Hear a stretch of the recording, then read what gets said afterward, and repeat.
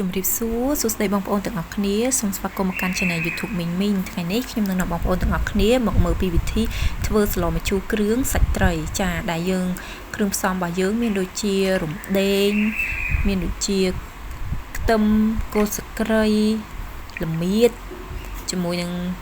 ម្ទេសមួយគ្រាប់ដែរណាបងប្អូនមួយសឹកក្រូចចា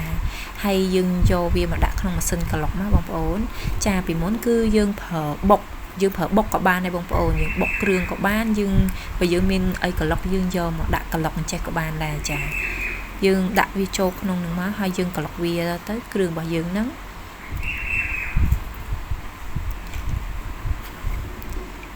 បន្ទាប់ពីយើងយកវាក្លុកហើយយើងមកមើលជាមួយនឹងត្រីរបស់យើងដែលខ្ញុំស្លថ្ងៃនេះគឺយើងស្លម្ជូរគ្រឿងត្រីឌីបណាបងប្អូនចាយើងមានក្បាលត្រីឌីបមួយ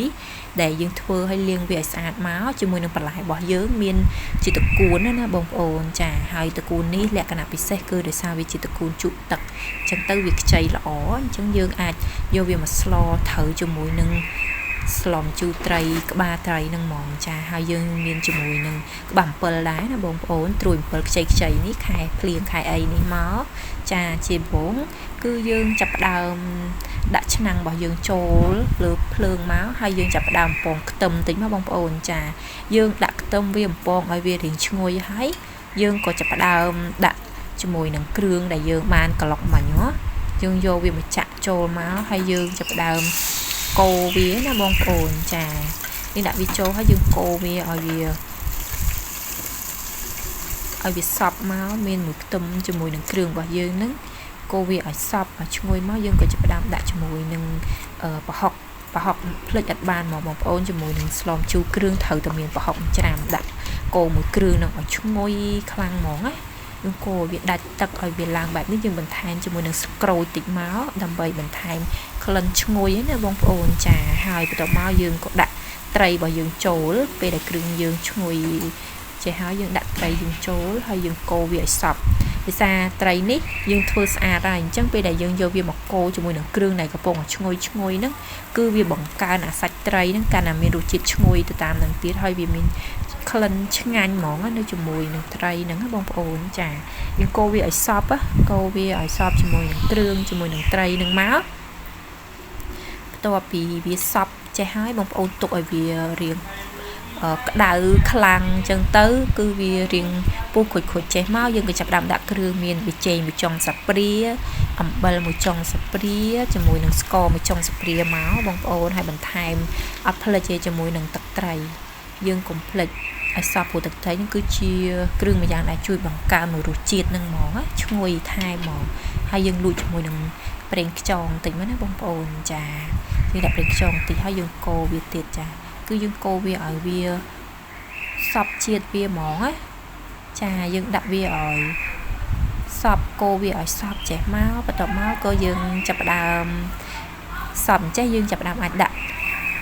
ត្រួយអំពិលចូលបានហើយបងប្អូនចាត្រួយអំពិលដែលយើងហាន់ហើយហ្នឹងខ្ចីហ្នឹងយើងដាក់វាចូលមកយើងកូរវាឲ្យសព្វដើម្បីឲ្យវាចេញជាតិជូរលឿនចាកូរវាសព្វចេះមកបន្ទាប់មកយើងអាចដាក់ទឹកចូលបានហើយដើម្បីផ្ងំជាមួយនឹងត្រីជាមួយនឹងទឹកស្លឹកអំពិលយើងហ្នឹងដើម្បីឲ្យវាចេញរសជាតិជូរនិងឲ្យត្រីរបស់យើងឆ្អិនល្អណាបងប្អូនចាបន្ទាប់មកយើងឃើញវាពុះហើយចាបន្ទាប់មកយើងកុំភ្លេចដុសអាពពុះសនឹងចេញផងណាដោយសារស្លរបស់យើងពេលដែលមានអាពពុះនឹងមកគឺធ្វើឲ្យស្លរបស់យើងមិនទៅដូចអត់សូវស្អាតអីចឹងណាអញ្ចឹងយើងក៏ដុសវាចេញបងប្អូនកុំទុកវាយើងដុសវាចេញឲ្យអស់មកហើយឲ្យវាពុះដើម្បីឲ្យវាខ្លាំងមុំចេញមកដើម្បីឲ្យស្លត្រីរបស់យើងហើយនឹងក្បាលអំពិលរបស់យើងវាមានចេញជាតិជូរបានច្រើនអញ្ចឹងណាបងប្អូនចាឥឡូវ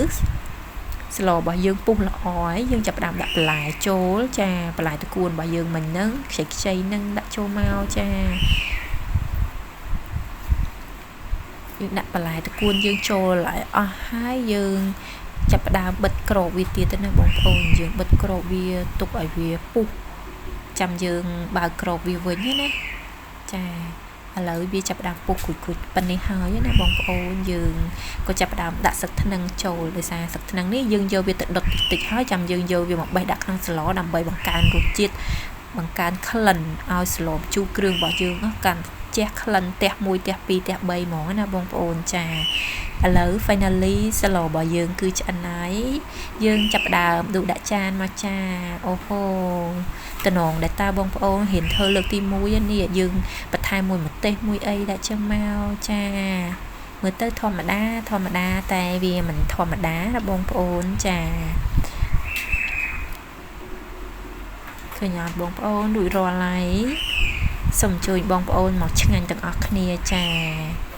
cũng khơi chân na bông ôn tại rủ chiết ao ui mòn vậy men nó đã mà tê chọi hở hơi tịch nhằm trong bụt tray mặn mau ô hô rủ chiết đam hai cha chỉ trong cái nhưngខ្ញុំសូមអរគុណបងប្អូនទាំងអស់គ្នាដែលតាមដានទស្សនាវីដេអូនេះពីដើមរហូតដល់ចប់សូមអរគុណជម្រាបលាបាយបាយ